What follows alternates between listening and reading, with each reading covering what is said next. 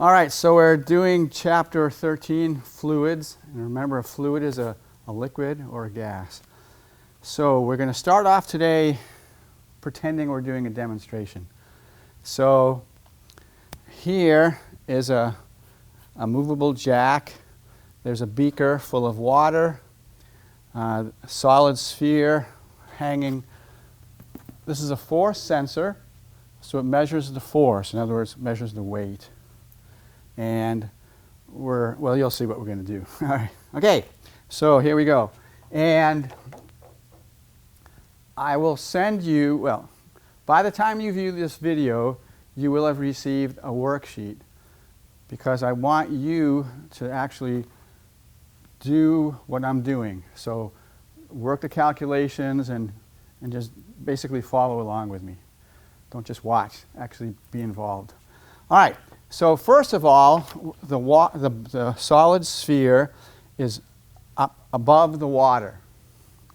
So we're going to just turn the computer on and measure the tension. And of course, this is an equilibrium, so the tension equals the weight. So we're going to do that. I already did it, so I have all the results. Okay, so the weight, this is out of water. I should write that down. So, out of the water.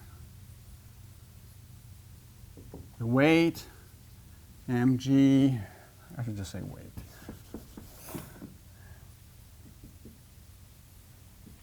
.16 newtons. And again, you know, if we drew the free body diagram, we just have the tension and the weight, right? Okay. Now, what we're going to do now, just pretend we're going to lower the white solid sphere into the water. So in other words, here's the beaker, there's the water, and that's where the sphere is going to be.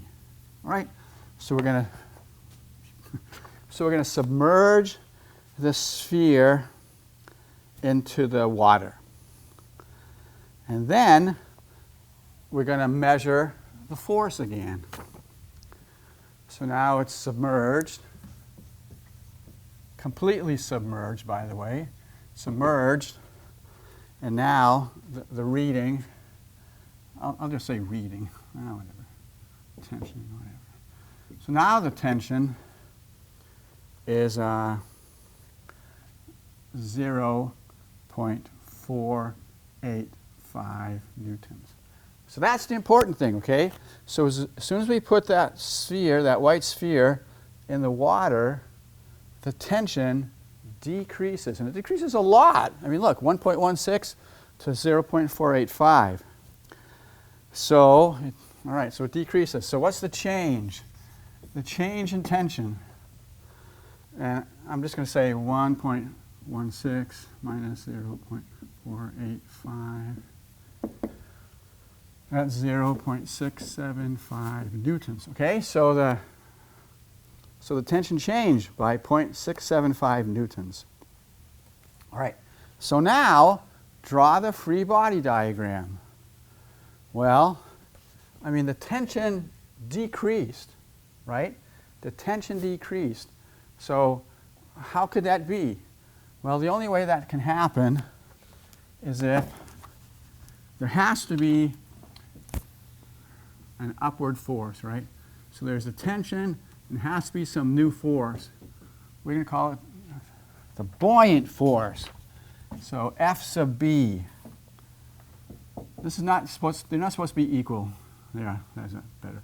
All right? So we're going to, there has to be an additional force, up, right? Has to be up. And we're going to call it the buoyant force. Okay, the buoyant force.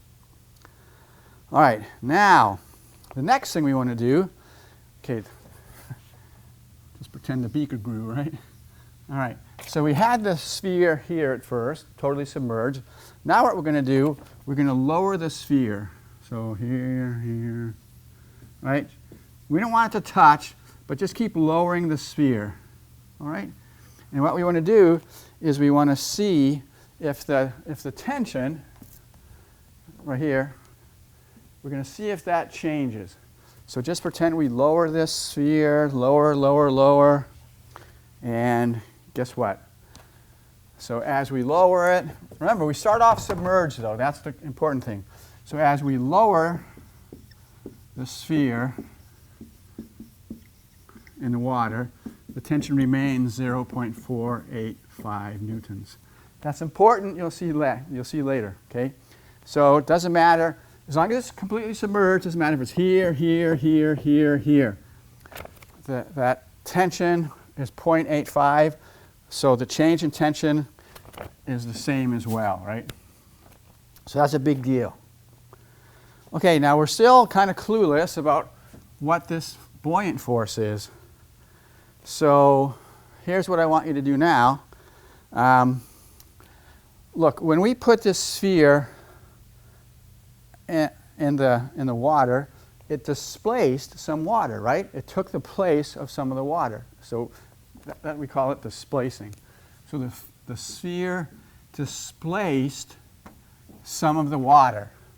So what we want to do is we want to, and you'll see why, we want to calculate the weight of the water or the fluid displaced. Well, how are we going to do that? Well, it's simple, right? You just calculate the volume of the sphere, and then you know the density of water, and you know that the density equals mass over volume, right? So therefore the mass equals the density times the volume, right? Okay, so what we're going to do, we're going to calculate the volume of the sphere. So that just means you have to, so what's the volume of a sphere? Volume of a sphere, 4/3 pi r cubed, and I assume you know that. I mean, you should, all right? So we're going to measure the diameter, divide it by 2 to get the radius, then just use a formula, 4/3 pi r cubed. And we're going to use a caliper to measure the diameter really, really precisely. Okay, so we're going to do that, and I've already done it, okay? And we're going to calculate the mass of the water that's displaced, and then we're going to multiply it by g, because you'll see why, because I want to get the weight of the water displaced, or the weight of the fluid displaced. And when I do that, I come up with 0.6751 newtons.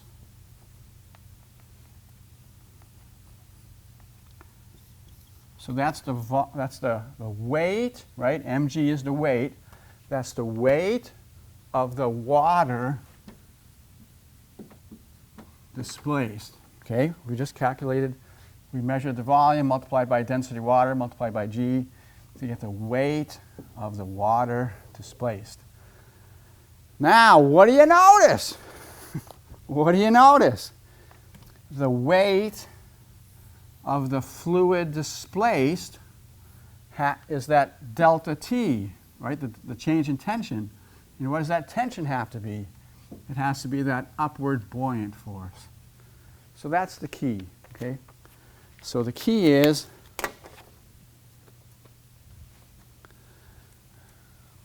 so this is the important thing. The buoyant force equals the weight of the fluid, here it's water displaced.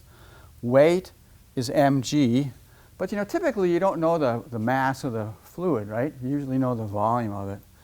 And so you can substitute for mass the density times the volume. And then, of course, that's the same thing as g. I mean, g is g, rho, the density of the fluid displaced, and the volume of the object submerged. So that's kind of a big deal. We're going to use that a lot, buoyant force. And we also saw that the buoyant force does not depend on depth. Once it's completely submerged, it doesn't matter where it is. The buoyant force is going to be the same. Now, why is there a buoyant force? Oh, that's not supposed to be there. Hold on a second. Cut it.